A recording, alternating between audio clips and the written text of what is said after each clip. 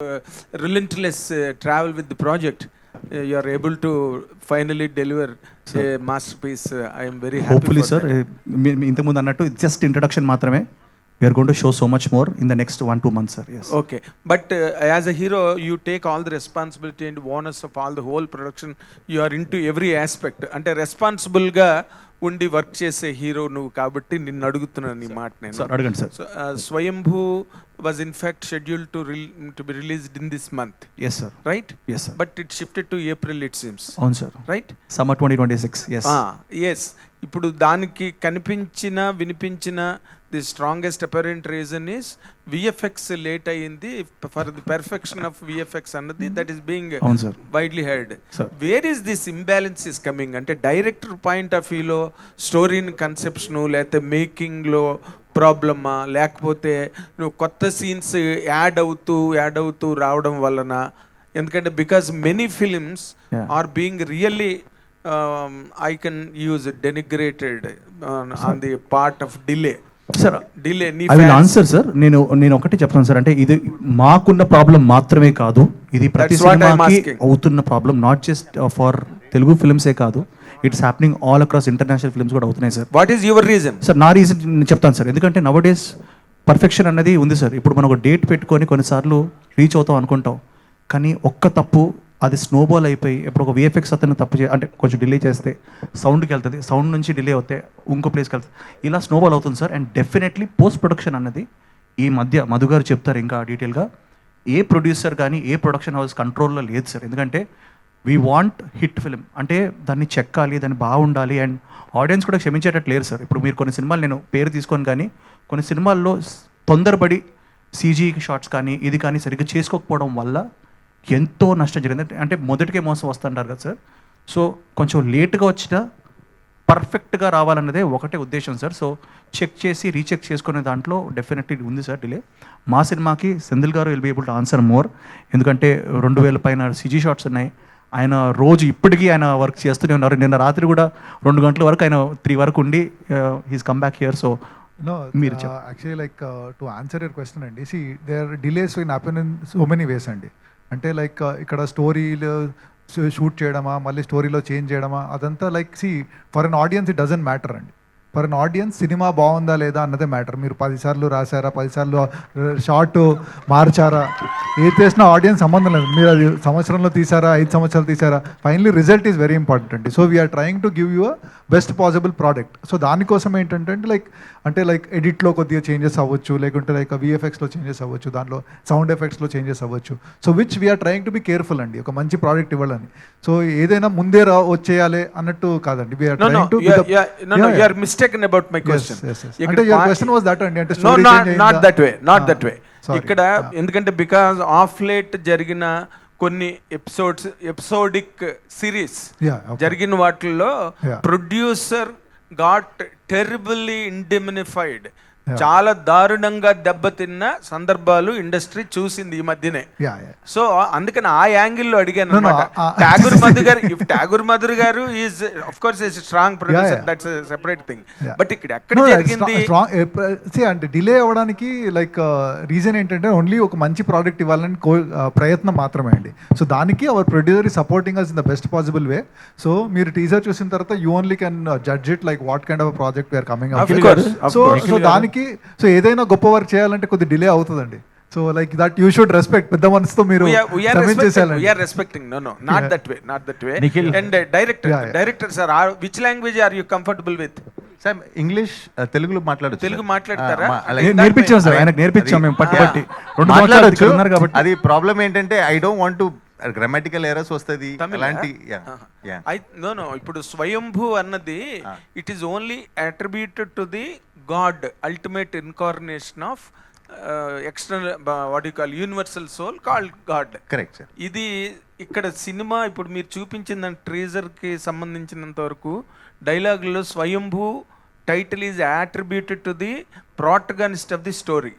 Absolutely. Is it correct? It is the protagonist of the story. Protagonist sir. స్వయంభూ అంటే స్వయంగా the person who స్వయంగా వచ్చినవాడు. Okay, he actually is the character is somebody who was left alone. He is not touched by anybody, he has to rise అప్నే up. Of course. So అలాంటి వాడికి అందుకే but మీరు అడిగిన స్వయంభూ క్వశ్చన్ నాకు అర్థమైంది సార్. డెఫినెట్లీ స్టార్టింగ్లో మీరు చూసారు సెనగల్ గురించి చూసారు. Yes. That place a very major part of the film. మేము అంటే మెల్లిమెల్లిగా నేను చెప్పాను కదా రివీల్ చేయాలి, కథ రివీల్ చేయాలని. There is a very nice mystical touch to the film also. That's what but it it's is. It's a periodic historical drama with an action backdrop.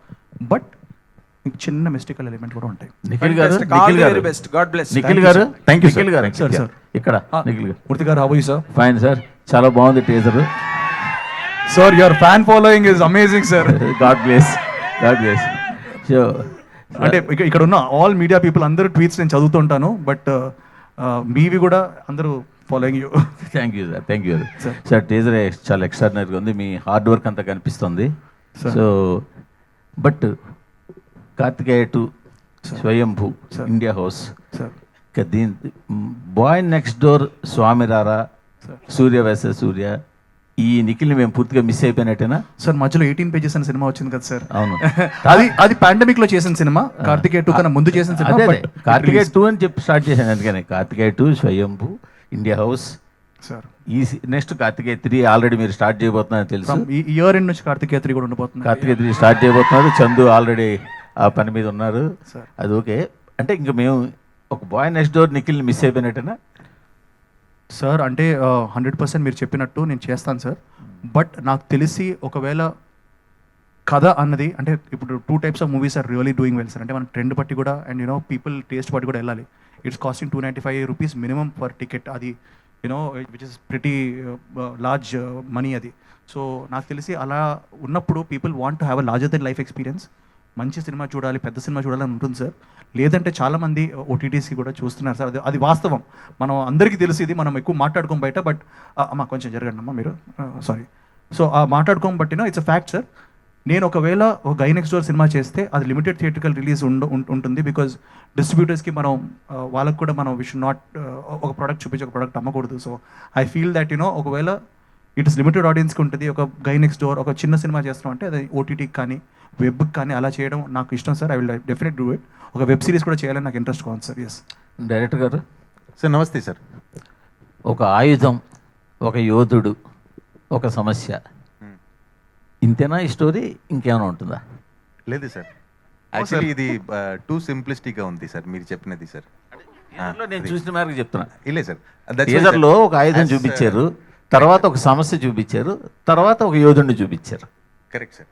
ఇప్పుడు ఏంటంటే sir, boy meets girl, fall in love, what happened అలాంటి is the, if you simplistically say it is that sir. If that love story happens in Jubilee Hills, అది ఒకటి sir. అదే love story టైటానిక్లో పెట్టేస్తే అది వేరే అయిపోతుంది sir. So that's how it is sir. It's ఒక small village boy who wanted to become a warrior. So ఆ టైంలో ఎలా జరిగింది, ఒక एसआई का बेटा IPS होने के लिए चाह रहा है. సో ఎలాంటి ఒక స్టోరీ సార్. అది విచ్ ప్లాట్ఫామ్లో మనం పెడతాం, అక్కడ ఆ టైంలో పొలిటికల్ సిచ్యువేషన్స్ ఏంటి, అక్కడ వేరే వేరే ప్రొటాగనిస్ట్ ఎవరు, వేరే వేరే people who are actually influencing those times ఎవరు. And it's true story. And it's a true story. నిజంగా జరిగింది సార్. ఇది కథ Yeah. చాలా ఇంట్రెస్టింగ్ హిస్టరీ సార్. అది మనం మాట్లాడుకోం బట్ జరిగింది సార్. అంటే ఎక్కడ, తమిళనాడు అండి? సార్ మన చిత్తూరు ఏరియాలో జరిగింది. చిత్తూరు తంజావూరు మధ్యలో ఆ టైంలో మెనీ కింగ్డమ్స్. చిత్తూరు, తంజావూరా? అవును సార్. చిత్తూరు, తంజావూరు, చిత్తూరు. అందుకే సార్ మన పాన్ ఇండియా సినిమా అనుకుంటాం కదా. ఇది సౌత్ ఇండియా. మేము అందుకే తమిళ్ మార్కెట్ కూడా చాలా టార్గెట్ చేస్తాం sir. Because Okay. Sir, humbly I would like to say only one thing, sir. The demarcations of the states were just from 1950. Yes yes. Okay, so మనం అందరూ ఒకటే సామ్రాజ్యం, మన అందరూ ఒకటే people. Yes. Okay, so south India or India మన ఎలాంటి చెప్తే we don't see Gandhi as a Gujarati sir. Bose is not a Bengali, Bose is Indian. Okay sir, అలాంటి these lines of demarcation between states, it is a recent phenomena. And we are talking about a film that happened 1000 years ago, sir. Okay. So at that time, we are all the same. Sindhil గారు, సింధిల్ గారు sir చెప్పండి sir. Teaser work చాలా బాగుంది sir. Thank you me effect మొత్తం కనిపించింది thank you. Sir. Rajamouli లాంటి గొప్ప డైరెక్టర్లు, పెద్ద పెద్ద డైరెక్టర్లు 100 కోట్లు పెట్టే ఆ ప్రొడక్షన్ హౌస్లో కూడా 3D అంటే భయపడిపోతారు సార్. ఎస్ 3D అంటే ఒక ఏదో బూచిలాగా